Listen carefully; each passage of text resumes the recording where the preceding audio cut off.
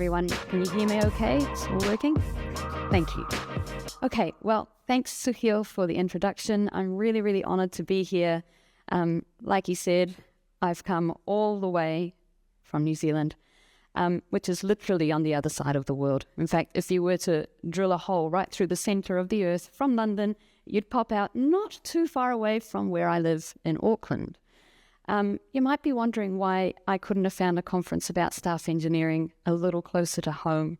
Well, the thing is that staff engineering is still really rare in New Zealand and not particularly well understood, and that's something I'm trying to change.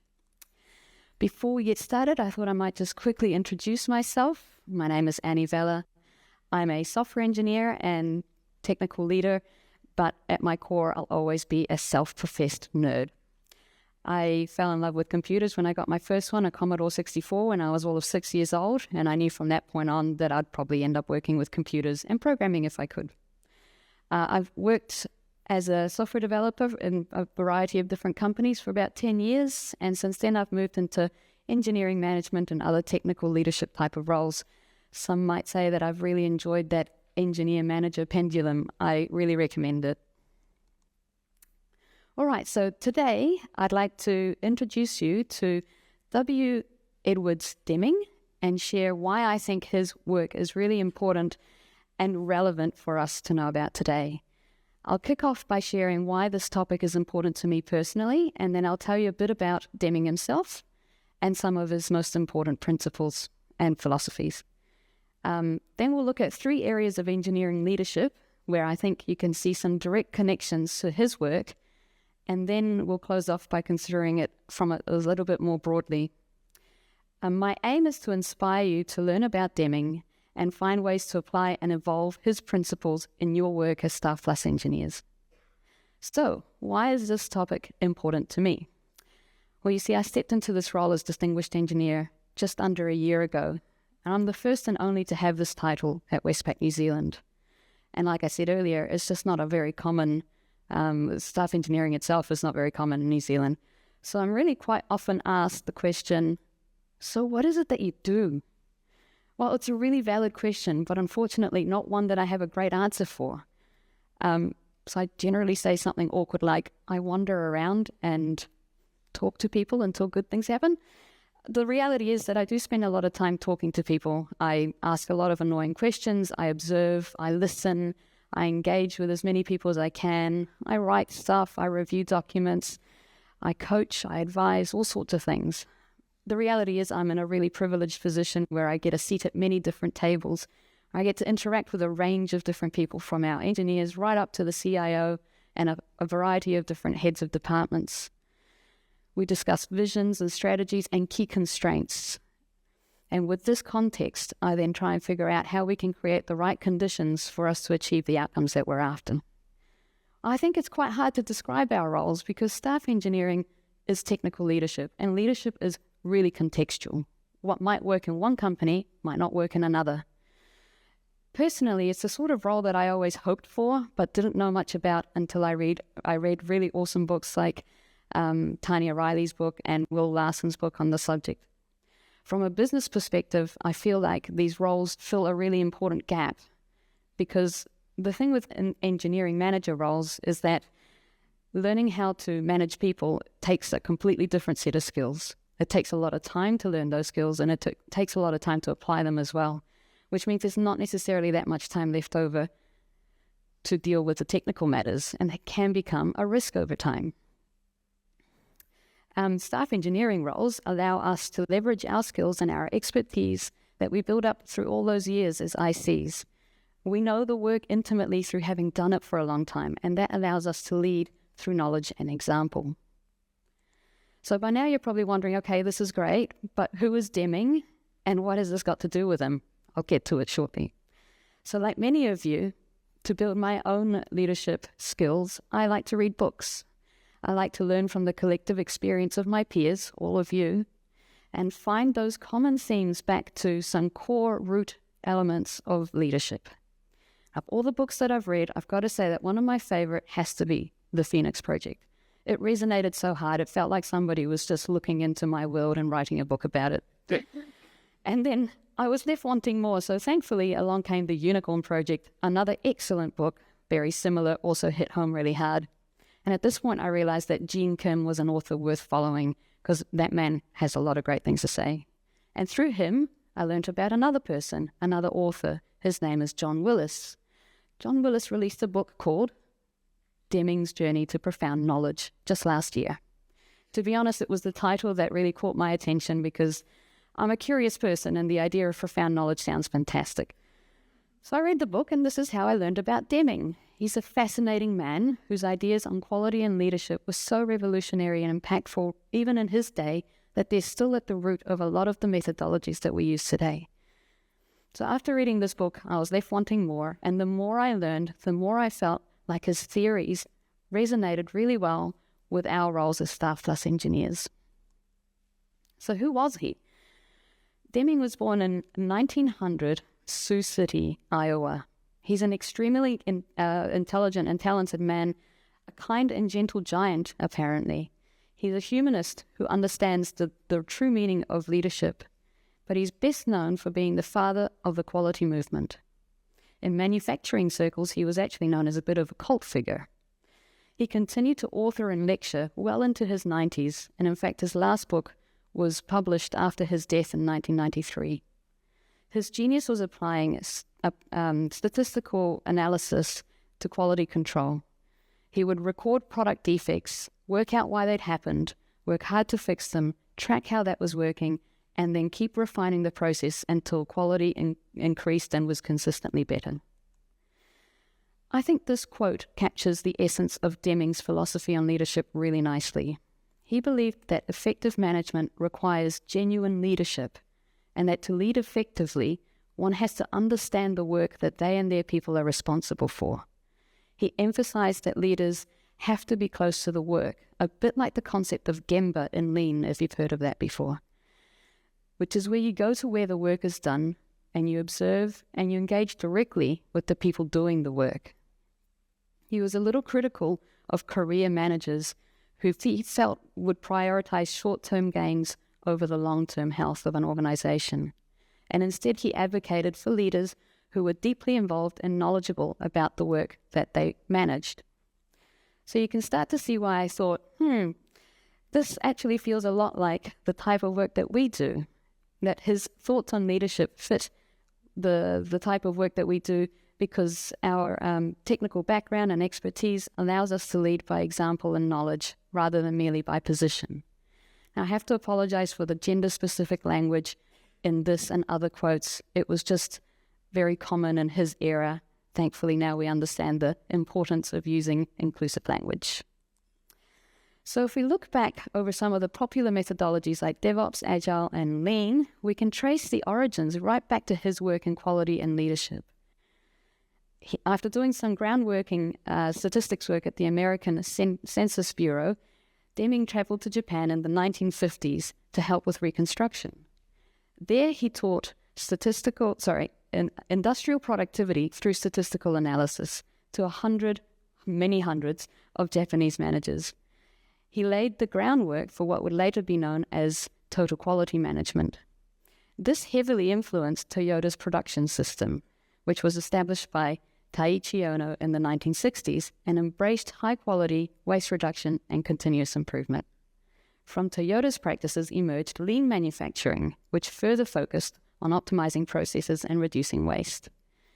Lean then inspired Agile, which was more focused on software development and the ability of adapting to change. And Agile evolved into DevOps, which brought together software development and operations for better speed and collaboration. So now you can start to see how you can trace his work right back through all of these to the practices that we use today. So how else can we connect to Deming's theories and the sort of work that we do as StaffPlus engineers? To answer that, I first want to give you a really high-level overview of two of his best-known philosophies.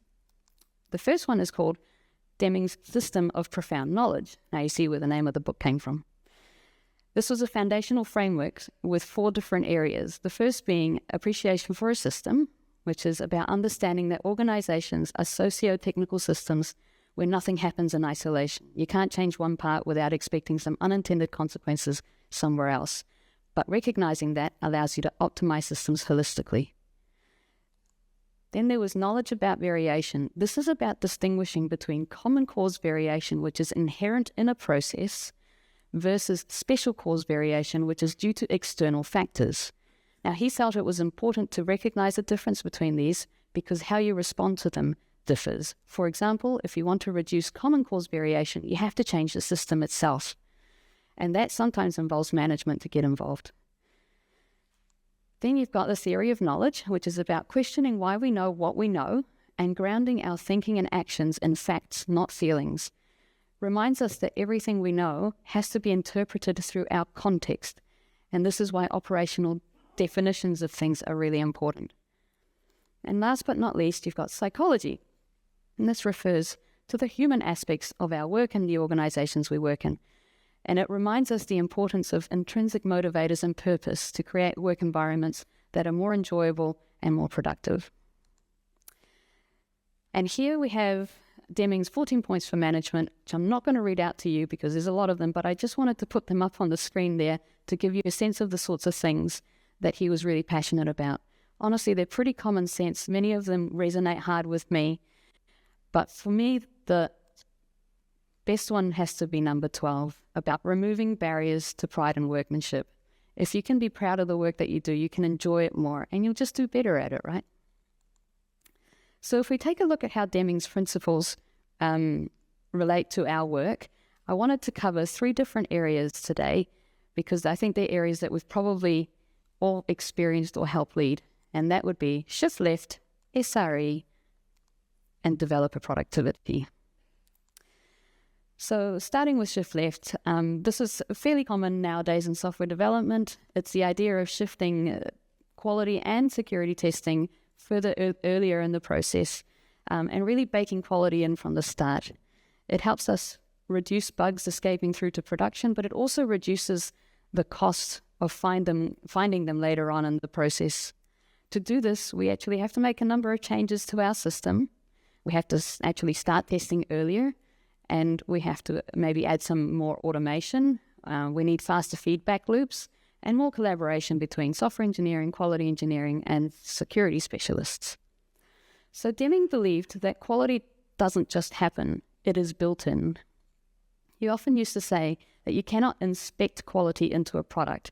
In fact, the later on that you inspect, the less likely it is that you're going to make a high quality product. Instead, he believed you really had to bake it in from the start.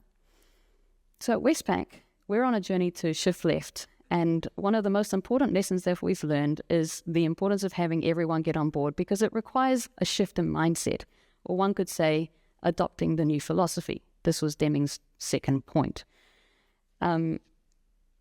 While we shift things earlier in the process, you're also changing the system, right? So that means that you have to consider the impacts and all the unintended consequences of doing that. You start to see the appreciation of a system. In order to do that, you need to also start breaking down some silos because, especially if you still have a dedicated test team, you can't be slinging work over at the test team anymore. Quality is more of an activity than a title, and it really is everybody's responsibility. You also need to do a lot of training and self-development and self-improvement because you might need to learn some new skills like building automated integration tests or sharpening up your security skills. And you can't do it in one go. It's a process of continuous refinement and improvement over time. So you start to see how a lot of Deming's principles apply even in the work that we do today. So now we move on to SRE, which it's a massive topic, and I'm only just going to gloss over it today, but it brings software engineering and operations together to build more maintainable and reliable systems that meet our users' expectations and deliver a good user experience. So, as was mentioned earlier, systems today have become really complex, especially distributed systems, right? And being able to maintain that high level of reliability and being able to monitor it is pretty hard. So to do this, we define things like SLIs and SLOs and error budgets. We monitor proactively with lots of good tooling and automation so that we can be alerted when we're about to let our users down. So Deming believed that a bad system will beat a good person every time. I'm reminded of this every time we have an incident and I hear someone say, we've just got to be more careful next time. That's not how you solve the problem. You had an incident because your system allowed it. You're going to have to change the system to prevent it from happening again. But this requires having an understanding of the different types of variation and how you might respond to them differently. And here we see also that the theory of knowledge is quite relevant, because if you think about it, SLOs are like highly technical operational definitions of our systems. Through automated monitoring and alerting, we can measure and learn about the variations in our system. So in many ways, SRE is like a data-driven, automated approach to tracking quality. Next up, you see the importance of psychological safety and blameless postmortems. You're never going to improve your systems if people are too scared to raise their hand and speak up about it. And that relates to his 8th point about driving out fear. And you can't do any of this without breaking down some more silos between software engineering and platform engineering, and again, training and self-improvement, because SRE, like I said, is a really big subject and you actually do need to learn about it. One of the last companies that I worked for recognized this and gave every single new engineer and engineering manager the time to complete the Google SRE course on Coursera before they got into the work, because they understood how important it was for everybody to understand that. And now, lastly, developer productivity. This is a really hot topic in our industry at the moment. It's an attempt to gauge a team's ability to deliver high-quality software and good business value. In our economic environment today, where we're being asked to do more with less, this is more important than ever before. It's about improving developer productivity is also increasing the efficiency without increasing effort or cost. And there's no silver bullet to doing this, unfortunately, but you can use frameworks like the DORA, SPACE, and DevX frameworks, each of which offer unique insights into different aspects of productivity. At Westpac New Zealand, we're currently looking at monitoring or measuring developer experience, because through doing that, we hope to be able to reduce cognitive load and improve job satisfaction. So Deming believed that it's not enough to do your best. You have to know what to do and then do your best at that. We've probably all seen and experienced this, right? Where people are working really, really, really hard, but if they just understood the work a little better or knew how to work smarter, they might be able to achieve the same or even better results with less effort. So to improve productivity, though, you've got to measure the right things and understand them within your context so that you can make data-driven decisions on what to change. And this refers back to the theory of knowledge that Deming talked about. And once you know what to change, you have to consider that within the context of your whole system. What unintended consequences might there be? Developer productivity is all about humans, right? So here we see psychology playing in hard. To improve developer experience, you really have to consider those human aspects of software engineering, like job satisfaction, motivation, psychological safety, and how they affect the overall productivity. And this ties into Deming's 12th point about removing barriers to work, my favorite one.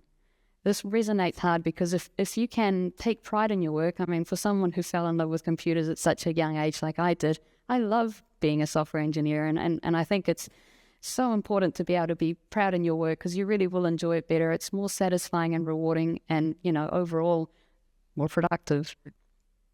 And last but not least, in order to do any of this, you need to have a learning mindset and continuously improve the whole system, always and forever. So now that we've seen how Deming's principles relate to these important engineering focus areas, how else might we leverage his work in our day-to-day work? So Tanya Riley wrote an amazing book, The Staff Engineer's Path, and there she describes the work that we do as StaffPlus engineers as fitting into these three broad pillars. So you can look at those and think, how do they relate to Deming's work? Big picture thinking, for example, correlates to having an appreciation of the overall system, a constancy of purpose, adopting the new philosophy, everyone working together to achieve the outcomes of the company.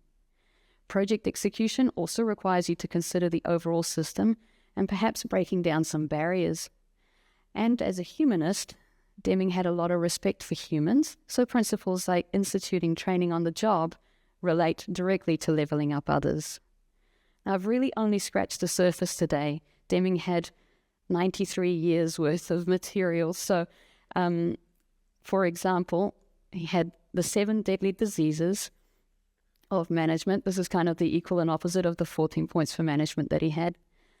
The PDSA cycle, which is very much like the iterations that we're used to today in our work. He came up with that idea.